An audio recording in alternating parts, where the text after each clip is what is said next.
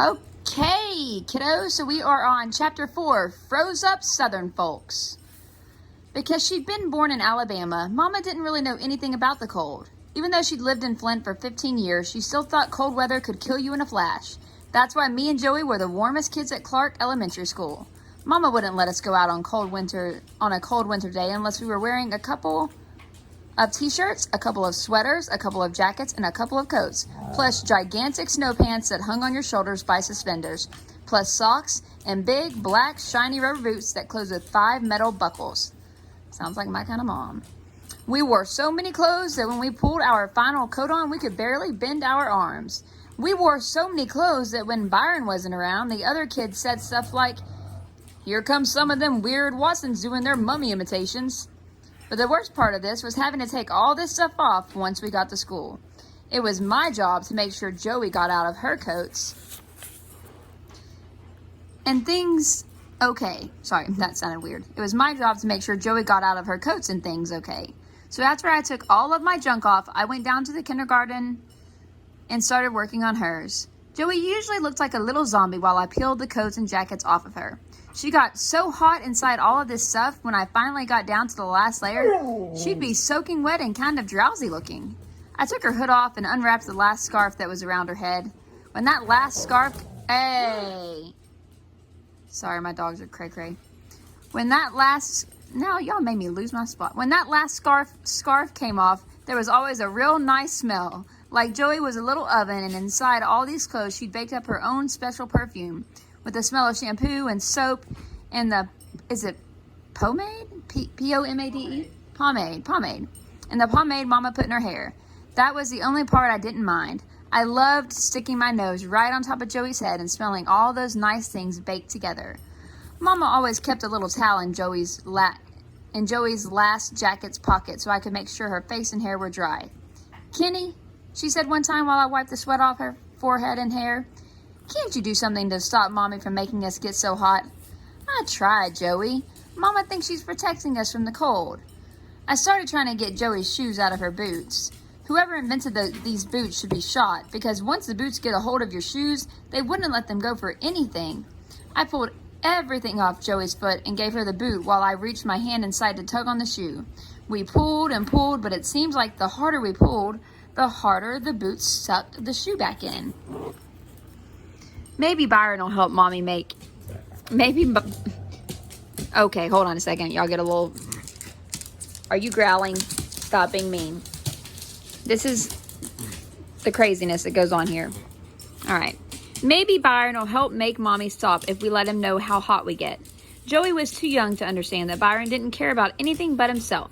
He was kind of nice to her, though, and didn't treat her like he treated me and other kids. We tugged, and the shoes started coming out an inch at a time. Finally, it made that funny sound like water going down the drain and slid out of the boot. Woo! I tied Joey's shoes back on her feet and used her towel. Oh my Lord, y'all can stop. Why do y'all choose now to act like a bunch of fools? This is like my literal classroom. Hey! And that's Mom from across the street yelling. Thank you, Miss Lyons. I told y'all to stop that right now! Oh my gosh, hush. Joey was too young to understand. Sorry, Wait, I already said that. We tugged, and we already said that. Woo! I tied Joey's shoes back on her feet and used her towel to wipe my own forehead. I couldn't wait until I was old enough to not listen to what Mama told me. The next morning, Mama was burying Joey. Oh my Lord. Oh, I was like, Jesus. Burying Joey in all her clothes again. Joey was doing the usual whining and complaining. "Mommy, can't I wear just one jacket? I get too hot. And besides, when I wear all this junk, I am the laughing stock of the morning kindergarten." Mama's hand came up to cover her mouth, but she got serious when she said, "Joey, I don't want you to be the laughing stock, but I don't want you catching a cold. You got to keep bundled up out there. It's colder than you think. This cold is very dangerous. People die in it all the time." Joey pouted and said, "Well, if they die in it all the time, how come we don't see any frozen people when we go to school?" Mama gave Joey a funny look and pulled her hood. Ooh, he fell. And pulled her hood over her head. "Sweetheart, Do what Mommy says. It's better to be too warm than too cold. Joey whined a little more while Mama put her boots on her. Me and Byron went outside and waited on the porch. He was trying to look cool, real cool. Oh, my Lord. He was trying to look cool, but I said to him anyway, "Man, I hate taking all that stuff off Joey when we get to school. She whines and cries the whole time." I stood next to him and looked at him sideways. "Seems to me like you got a real bad memory. Who you think took all that stuff off your little behind all those years? What goes around, goes around." I was surprised he had said anything, since Byron thought it was cool not to answer stuff when someone younger than you said it. But he wasn't being completely nice. While I was talking, he kept moving around me, so if I wanted to look at him sideways, I'd have to move too. It must have looked like we were doing some kind of square dance with me moving around like one foot was nailed to the porch. Yeah, but I didn't cry and whine. Byron kept circling me and put his hand behind his ear. "What? I know you didn't say what I think you said. You were the cryingest little clown there ever was." With Byron walking around me like that, we must have looked like we were in the Wild West and I was a wagon train and Byron was the Indian circling, waiting to attack. Byron changed directions and started going around the other way, and I acted like my other foot was nailed to the porch and started following him sideways that way. I knew there wasn't much point saying a whole bunch more to him, so I said mostly to myself, "Man, I hate listening to Joey whining when I take all that junk off her at school." "Well, listen here," he said. "I'm going to help you out. I know it's kind of stupid to think that someone who's teasing you by going around in circles is going to help you out, but I said anyway, how?" He kept going round and round with me. I bet we looked like the solar system, with me being the sun and Byron being the orbiting Earth. I'll talk to Joey. You know, kind of put her mind at ease. This didn't sound too good, and I got sick of Bi teasing me, so I let the Earth orbit by itself. Joey finally came out, and the three of us walked toward the bus stop. Byron started right in. "Baby sis, I know you don't like wearing all them clothes, right?" "Right, Byron, they get too hot." "Yeah, I'm hip, but you know there's a good reason why you gotta have all that stuff on." "Why? Only me and Kenny wear this much junk." "Yeah, but what you don't know is that Mama's only doing what's right. There's something she don't want you two to know yet. But I know you some real mature kids, so I'm gonna tell you anyway." "Okay, tell us." I hate when it takes me forever to turn the page sometimes. Sorry to everyone watching and listening. I wanted to know too. Even though I was in 4th grade, I fell for a lot of the stuff Byron came up with. He made everything seem real interesting and important. All right, but when Mama finally do tell you guys this stuff, you gotta act like you surprised. Deal? Both me and Joey said, deal. Byron looked around to make sure no one was listening, then said, "Have you ever noticed early in the morning some of the time you wake up and hear garbage trucks?" "Yeah." "And have you noticed how when you get up and go to school, you almost never see them trucks?" "Yeah." "And have you ever noticed how when you do see one of them trucks, it's got a real big door in the back of it that opens and shuts so you can't see what's inside?" "Yeah." "And have you noticed how that door is too big for even the biggest garbage can in the world?" "Yeah."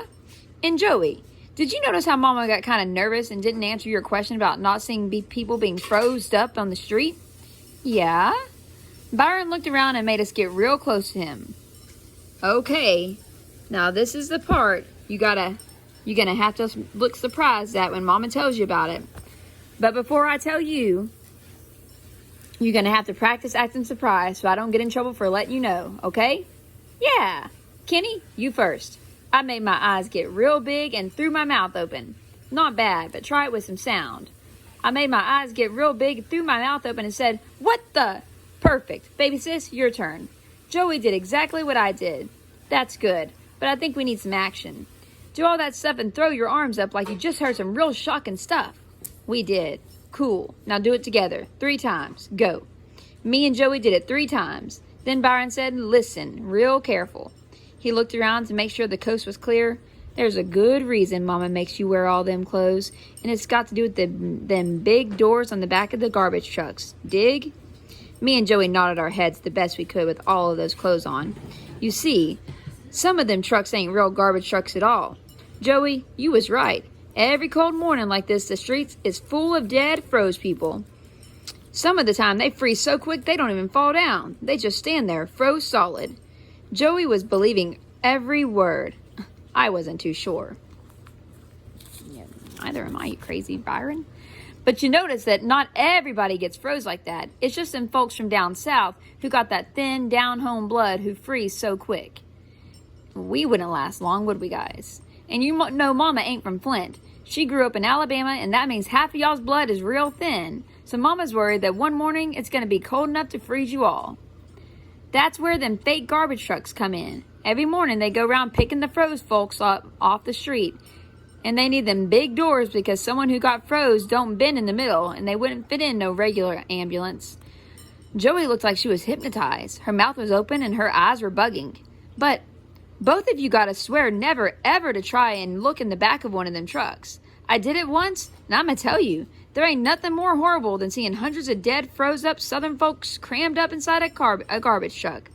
It's a sight that I'ma carry to my grave with me. So Joey, don't be crying and whining when you put all them clothes on. It would break my heart to see my own family froze solid, so they got throwed in one of them fake garbage trucks. Joey started crying. Byron told me, "Give my regards to Clark, Poindexter," and left me there to wipe Joetta's tears. I've got to admit, Joey didn't do any more whining when she had to get into her winter clothes. The only good thing about Mama being afraid of the cold was that we were the only kids at Clark who got to wear real leather gloves. Most of the other kids had to wear cheap plastic mittens that would start to crack up after 2 or 3 snowball fights or one real cold day. Some of them had to wear socks in their hands, and some of them just had to scrunch their arms up in the sleeves of their jackets. But Mama made sure we got real leather gloves with real rabbit's fur on the inside of them. And I'm not bragging, but we got to go through 2 pairs a year each. At the end of every winter, Mama and Dad would go downtown to Montgomery Ward's when gloves were going on sale and buy 6 pairs for us kids. The only problem with having 2 pairs of gloves was that if you lost one pair, you had to wear the next pair kindergarten style. That meant Mama would run a string through the sleeves of your coat and tie 2 safety pins on the ends of the string. Then she'd pin your gloves to the string, and it was impossible to lose the gloves because every time you took them off, they'd just hang from your coat. I pulled a trick on Mama to help Rufus. For a while, I shared my first pair of gloves with him. I'd keep the right-hand glove, and he'd keep the left-hand one. That way, we both could get in snowball fights, and instead of Rufus scrunching both of his hands up in his sleeves, I'd scrunch one of mine, and he'd scrunch one of his. This was okay for a while, but then I figured that if I told Mama I'd lost my first pair, she'd give me the second one, and me and Rufus would each have a full pair of gloves. It worked. Mama put the second pair on my coat kindergarten style and warned me, "This is the last one, Kenny. After this, you won't have anything for the rest of the year, so be very careful." I just about broke out laughing when she held me by the arms and looked right in my eyes and said, "Do you know what frostbite will do to you?" "Yes, Mama."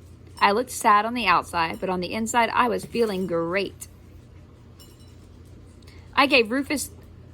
You're not getting my food. Why y'all always... Okay. I gave Rufus the right-hand glove and everything was fine for about a week. That's when my second pair of gloves, kindergarten string, safety pins, and all, disappeared out of the closet at school. Rufus had to let me borrow one of my old gloves back, and we were back to scrunching one hand each up in our coat sleeves. But since Rufus was now the official owner of the gloves, he got to keep the right-hand one, and I had to wear the left-hand one. 2 days later, Larry Dunn stopped wearing socks in his hands and started wearing a pair of real leather gloves with real rabbit fur on the inside of them. The only difference between my old gloves and Larry's new ones was that mine had been brown and Larry's were black. Me and Rufus found this out when Larry ran up behind us and said, "This is Friday, y'all. Time to do the laundry. Who's gonna be first? Country Cornflake? Cockeye Kenny?" He didn't wait for us to make up our minds and grabbed me first. He said to Rufus, "Whoa. Hold on, it fell. The book fell." He didn't wait for us to make up our minds and grabbed me first. He said to Rufus, "If you run away during Cockeye's wash, I'ma hunt you down and hurt you bad, boy. This ain't gonna take but a minute, so just stick around." Rufus stood there looking worried.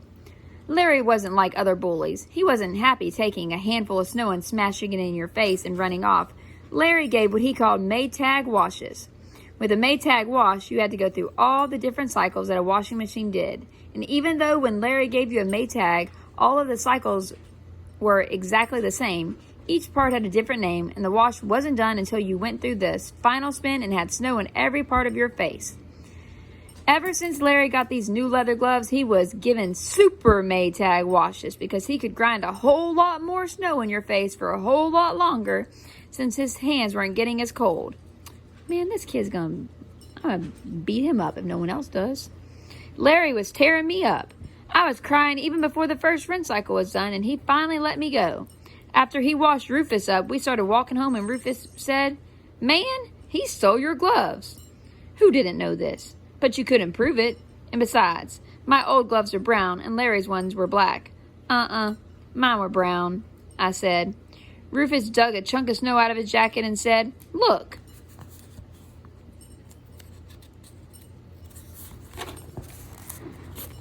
The snow was covered with black, so was all the snow I pulled out of my winter coat. Larry Dunn had stolen my gloves, then painted them black with shoe polish. I didn't know what to do. Sooner or later, Mama was going to notice I only had one glove, and ever since I'd found out that half of my blood was that thin southern kind, I'd started wondering if frostbite really could do some damage to my hands. I couldn't help myself. I sat on the curb and sniffled a couple of times, and finally cried. Rufus knew this was some real embarrassing stuff, so he sat down beside me, looked the other way, and acted like he didn't see me crying. That's how come we didn't see Bi and Butthead walk up on us. I was too busy looking down, trying not to be too obvious about crying, and Rufus was too busy pretending he didn't notice that I was. "What you crying about, punk?" I made the mistake of telling Byron about my gloves and Larry Dunn. "Where's he at?" "Washing kids' faces over by the school. Come on." Me and Rufus followed Bi and Butthead over to Clark. Larry Dunn was giving a super Maytag to a 5th grader. Byron interrupted the final rinse cycle and said, "Let me see them gloves." Larry Dunn said, "I ain't." Bi snatched Larry Dunn's windbreaker with one hand, then touched his own mouth with his other hand.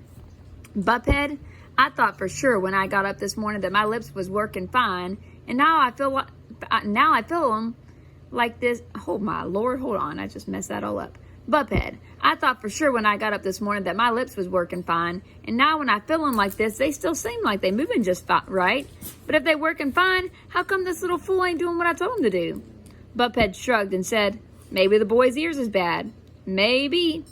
Maybe I might have to use deaf people language to talk to him. Maybe I might have to talk to him like that woman in The Miracle Worker." All the weird Watsons had seen that show together, and the way they talked to deaf people in that movie wasn't anything like the way Byron was talking to Larry Dunn. Byron's style of deaf language was just to yell real loud and slap the side of Larry's head after each word. "Let me whack. See whack. Them whack. Gloves whack. Young whack. Fool whack. Whack, whack, whack." This quack, quack, quack. This had to be killing Larry Dunn. Larry didn't cry or anything. He just stared at Bi and said, "I ain't." He talked real tough, but he didn't do a thing when Byron snatched the gloves off of his hands. The palms of the gloves were brown and the backs were black. Byron threw me the gloves. "Here, Kenny." "Thanks, Bi." That would have been fine with me, but Byron wasn't through. "Come here, Kenny." I went and stood where Byron still had the neck of Larry Dunn's skinny little windbreaker wadded up in his fist. "Pop him," Byron said. I gave Larry Dunn a slap on the arm. "I'ma only tell you one more time. Pop him." I hit Larry a little harder. I hoped he'd bend over and act like I'd killed him, but he just stood there trying to look cool. Byron kept his word and only told me that one time. Then, when I didn't hit Larry hard enough, Bi punched me in the stomach. Hard. I didn't even feel it because I had all those sweaters and jackets and coats on, but I had more sense than Larry. I acted like I'd been popped by Sugar Ray Robinson and staggered around, then fell on my knees holding my stomach. I said, "Ugh." A little crowd of kids started bunching up around us, and Byron decided it was time to put on a show. I don't know why bullies always have such a good sense of humor, but they do. Unless you were the one who was in the machine, you'd probably think that Larry Dunn's Maytag washes were pretty funny. And unless it was your jacket that was balled up in Byron's fist with a crowd of kids bunched up, you'd have to say he was pretty funny too. I knew Byron wasn't trying to help me anymore. He was just being mean. "Well, well, well, Mr. Dunn," Bi said. "Today is your lucky day."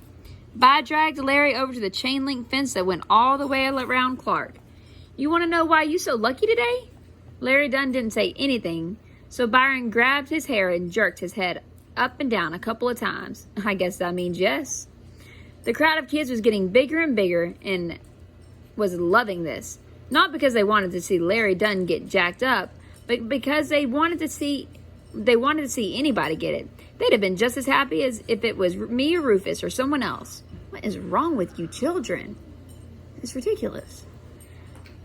Anyway, well, today's your lucky day because I'm about to make a new movie, and guess what? You're gonna be the star.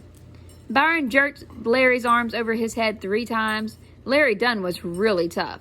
Not only because he wasn't crying when By was going to mess him up, but also because when Byron jerked his arms over his head like that, we all could see that Larry's skinny little windbreaker was ripped under both arms and Larry just had on a t-shirt underneath it. You'd have to be pretty tough to stand around giving people Maytags on a day as cold as this with those skimpy clothes on. I guess that means you're real excited about being in my flick. Yeah, By said, but I got some even better news for you. By lifted Larry up in the air and threw him. Larry landed on his butt. Someone shouted, "Look at them shoes!" The crowd cracked up. Larry Dunn's tennis shoes had holes in the bottom. Now I'm starting to feel bad for this bully boy. Larry Dunn's tennis shoes had holes in the bottoms, and he put pieces of a cardboard box in them to cover the holes. Byron snatched him back to his feet. "Look at that! You're so excited about being in my movie that you jumping for joy. Don't you even want to know what the flick's about?" Larry's head got jerked up and down again. "Okay, it's called The Great Carp Escape." I hated watching this. Byron was the only person in the world who could make you feel sorry for someone as mean as Larry Dunn. The Great Carp Escape was about a carp that was trying to get out of a net in the Flint River. The stupid fish would run into the net, get knocked down, then get back up and run into the net all over again. I'm going to pause a second. You're going to see this dog trying very hard not to eat my pig in a blankets. Right, Scout? You being good? All right, go back to my story. I didn't call y'all over. Since he was the star, Larry Dunn had to play the carp, and the fence around Clark was the net. The director of the movie, Byron, didn't like the way the scene was going and made the carp redo it over and over again. "Let's see a little more fins this time, Carp," Byron would say, then throw Larry into the fence. Since tennis shoes didn't have a lot of grip on the ice, Larry would go into the fence hard and couldn't control what part of him hit first. I knew it really had to hurt to catch yourself on that cold fence with nothing on your hands, not even socks. But Larry Dunn was real tough. He had a bloody nose and still didn't cry. I wished I hadn't told Byron about what happened. I wished I just could have gone the rest of the year with one glove. I couldn't stand to see how the movie was going to end, so me and Rufus left. I could hear the jink sound of that carp hitting the net and the screams and laughs of the audience from half a block away. I'm just going to throw this in here for you little sweet children who video fights and act like fools. It is not funny when someone's getting beat up and y'all are laughing. Y'all need some serious help because that's weird. You got some problems if you think it's funny. And on that note, Miss Rush is out, and so are her animals. Peace out, children. We love you all. For the most part. Luna doesn't love anybody, though. So bye.